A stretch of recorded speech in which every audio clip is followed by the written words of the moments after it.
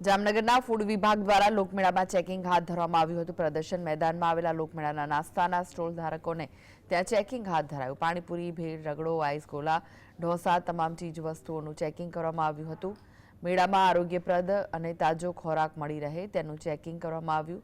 ખાદ્ય પદાર્થના નામે ભેળસેળ અને કલરયુક્ત ખાદ્ય પદાર્થ લોકોને ના મળે તે હેતુસર આ કાર્યવાહી કરવામાં આવી હતી।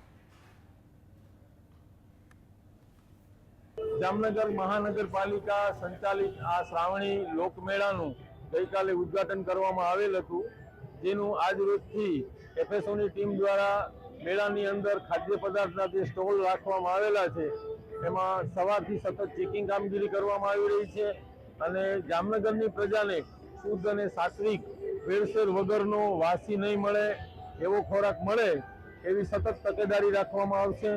પાણી ક્લોરિનેટેડ ઉપયોગ થાય એની ખાસ ધ્યાન રાખવામાં આવશે।